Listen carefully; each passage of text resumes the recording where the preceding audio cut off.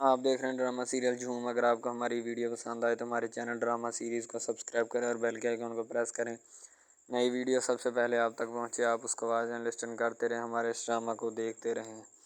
आर्यन का वालद जो होता है ना, वो फाइनली डिसीजन ले लेता है कि अब आर्यन की जो मैं ना डेट लेने चला जाऊँ, ठीक है, शहरी से, यानी कि डॉक्टर मरीम के भाई से मैं उसकी डेट लेने चला जाऊँ, ताकि वो मुझे बता दें कि कौन सी डेट को हम बारात लेकर आएँ, क्योंकि 3 मंथ का टेन्योर भी पूरा हो चुका है। आर्यन ने शराइत भी सारी मान ली हैं, गुस्सा भी नहीं किया और ऊपर से अच्छी जॉब भी मिल गई है। टीना भी यही चाहती है कि मैं भी अंकल आपके पास इसीलिए आई हूँ, ठीक है, ताकि आप मेरी बात मानें और आर्यन की शादी का बंदोबस्त करें जल्दी से जल्दी, ठीक है।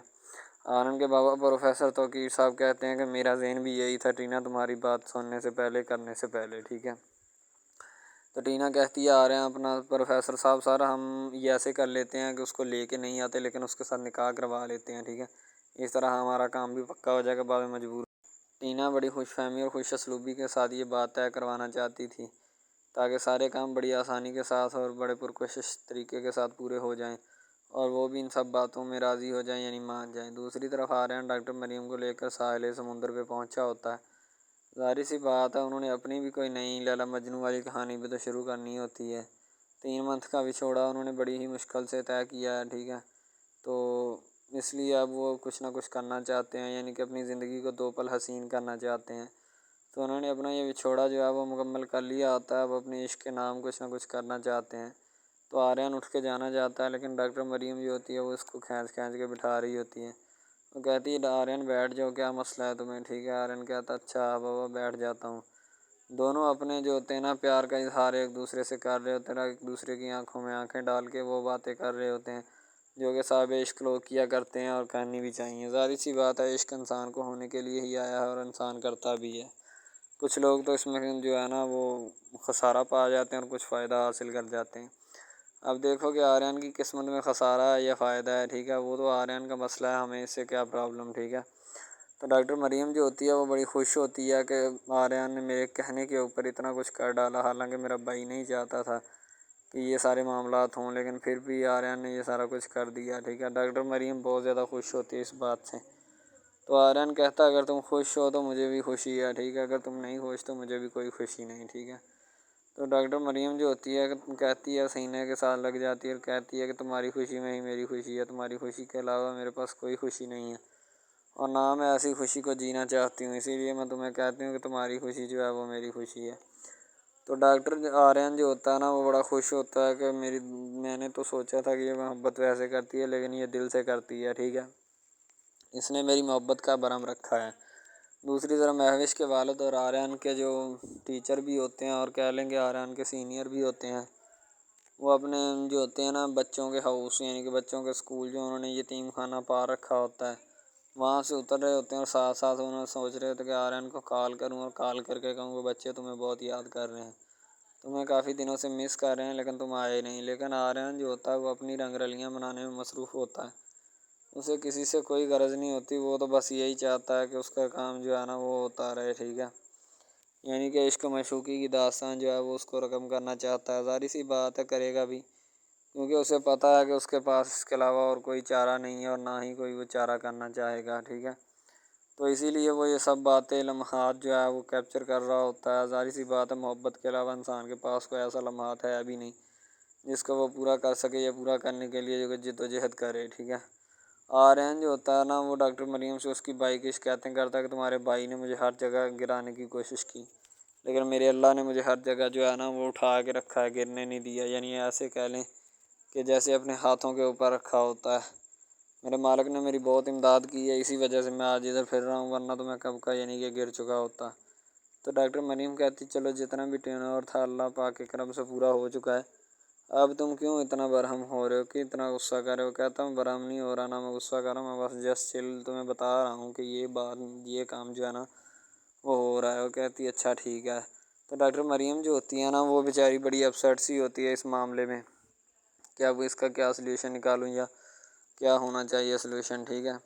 ज़ाहिर सी बात है अब उसका भाई जो है वो भी थोड़ा करेगा ना, हल्ला गुल्ला करेगा कि मेरी बहन की शादी जो है वो तो शुरू दिन से ही नहीं चाहता कि आर्यन की शादी जो है डॉक्टर मरियम यानी मेरी बहन सी हो। आर्यन भी इस बात को लेके बड़ा अपसेट होता है कि तुम्हारा भाई फिर भी नहीं मानेगा, मुझे पता है ना उसका, उसने कोई ना कोई और नया पंगा जो है वो खड़ा कर देना है। तो डॉक्टर मरियम जो होती है वो दिलासा देती, कहती तुम फिक्र क्यों करते हो, मैंने तुम्हें कहा ना कि होगी शादी, हर सूरत होगी, ठीक है। तो आर्यन कहता चलो देख लेंगे कैसे होती है, ठीक है, मुझे नहीं लगता क्योंकि मुझे पता है उसका, ठीक है, उसने कोई ना कोई नया फड्डा जो है ना वो डाल के रखना है इस काम में, कुछ ना कुछ करके रखना है। वो कहती मैं तुम्हें कह तो रही हूँ कि तुम इंतज़ार करो थोड़ा, तुम इतना भी मेरे लिए कर सकते। तो आर्यन कहता चलें जी इतनी देर पहले इंतज़ार कर लिया, अब भी कर लेते हैं, हमें कौन सा कोई चीज़ ने खा जाना है, ठीक है, बस ये है कि ये चीज़ पटोला हाथ से ना निकल जाए। आर्यन वैसे मजाकन उसके कहता है, ठीक है। डॉक्टर मरियम जो होती है ना वो कहती है अच्छा नहीं निकलता बाबा, तुम टेंशन क्यों लेते हो, ठीक। वो उतनी लम्बी उन्होंने मुलाकात की होती है क्योंकि काफ़ी दिनों के बाद, काफ़ी 3 माह के बाद वो आए होते हैं, शायद इसलिए वो इतनी लंबी मुलाकात कर रहे होते हैं कि जिसका अंदाज़ा नहीं लगाया जा सकता। कब के बैठे होते हैं और वो अपनी मुलाकात जारी और सारी रखी होती है, उन्होंने कोई भी रुकावट नहीं आई, ना कोई मसला बना है उनको, ठीक है। वो अपनी मुलाकात ऐसे जारी रखी हुई है कि जैसे रखनी भी चाहिए, ठीक। सारी सी बात है, उन्होंने कुछ ना तो करना ही था, ठीक है। आर्यन जो होता है वो डॉक्टर मरियम से मुलाकात करता है, उससे हर वो सीन अपनाता है जिसको अपनाना चाहिए और हर वो लम्हा कैप्चर करता है जिसको करना चाहिए, ठीक है। इनके मोहब्बत करता है, इश्क करता है उसके साथ, ज़ाहिर सी बात है फिर मोहब्बत में तो इंसान वो कुछ कर जाता है जिसका अंदाज़ा नहीं लगाया जा सकता। इश्क इंसान जब किसी से कर लेता है तो बस फिर या तो फिर आत या फिर बार, यानी कि वो सियाने लोग कहते हैं ना, तो इसी तरह की कहावतें कुछ डॉक्टर मरीम पे भी फिट होती हैं और आर्यन पे भी। उन लोगों की इतनी लंबी मीटिंग, इतनी लंबी बातें ये ख़त्म होने का नाम ही नहीं लेती। पता नहीं वो कौन सी लव स्टोरी को छेड़ के बैठ जाते हैं, एक दूसरे से इतनी ज़्यादा इतनी प्यारी बातें करते हैं कि एक दूसरे का दिल खुश हो जाता है और वो ये चाहते हैं कि हम इधर ही बैठे रहें, ना खाने की फ़िक्र है क्योंकि उसको इसकी दीद की लगन होती है। डॉक्टर मरीम थोड़ा पीछे हटकर उसके साथ अपनी नज़रों आशिकाना नज़रों से उसको तक रही होती है ताकि उसको भी पता चले कि मेरी नज़रें कितनी घायल हैं तुम्हारे ऊपर, ठीक है। आर्यन जो होता रहा कहता है कि मरीम मैं तुम्हारे लिए इसीलिए तुम्हें चूज़ किया है कि तुम मुझे अपनी नज़रों से कायल कर सकती हो। तो डॉक्टर मरीम कहती है मजाकन कि मैं इतनी भी हसीन नहीं हूँ जितना तुमने समझ रखा है मुझे, ठीक है। तो प्रोफेसर तौकीर साहब जो होते हैं वो बात को फ़ाइनल कर लेते हैं, चलें ठीक है जैसा आप करते हैं, ठीक है। यानी कि टीना को बता के बात जो है ना वो फ़ाइनल करते हैं शादी के बारे में आर्यन की। आर्यन को अभी इस बारे में कोई खबर नहीं होती। टीना जो आती है वो बाहर बाहर अपना काम चला रही होती है कि मैं आर्यन को बताए बगैर जो है ना वो अपना काम तमाम कर डालूँ, ठीक है। आर्यन को उसी वक्त पता चले जब उसके पास पहुंच जाऊं। आर्यन जो होता है उसकी आंखों में आंसू आ जाते हैं क्योंकि उसने कुछ मौका ही ऐसा देख लिया होता है कि आंखों में आंसू आने बनते हैं। नेक्स्ट आपको जाके दिखाते हैं आर्यन रो रहा होता है, सारी सी बात है, वो लम्हात, वो मौका, वो टाइम ही ऐसा होता है कि इंसान रोना ही बनता है क्योंकि वो अपनी अम्मी को देख लेता है बिस्तरे चारपाई पर और वो ऊपर से डॉक्टर मरीम के हॉस्पिटल में ही एडमिट होती है और वहाँ से वो मेडिसिन खा रही होती हैं।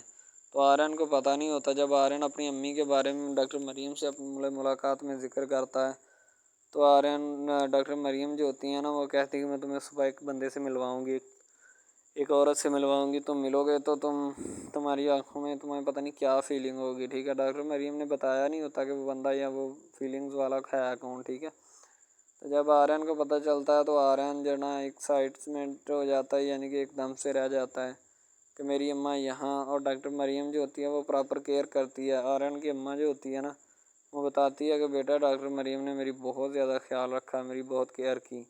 तो डॉक्टर मरीम भी पीछे होकर रोना शुरू कर देती है, ज़ाहिर सी बात है इंसान है फिर रोना तो आ ही जाता है क्योंकि जब बंदा बिछड़े अपने माँ बाप से मिले, क्योंकि डॉक्टर मरीम के माँ बाप इस दुनिया से पर्दा कर चुके होते हैं ना, वो दोनों नहीं होते, इसीलिए डॉक्टर मरीम को माँ बाप का एहसास है, उनकी जुदाई का, उनकी हर एक लम्हे और फ़िक्र का एहसास है कि उनकी माँ बाप जो हैं वो अब इस दुनिया में नहीं रहे, ठीक है।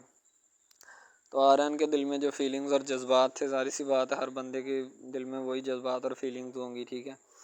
तो आर्यन अपनी माँ से मुलाकात करता है, अपनी माँ से बिछड़ने पर शिकवे करता है तो उसकी माँ कहती है कि बेटा शिकवे मत कर मेरे साथ, ठीक है। तो आर्यन जब अपनी माँ को बिस्तर मर्ग पे लेटा देखता है तो वो एकदम से रह जाता है।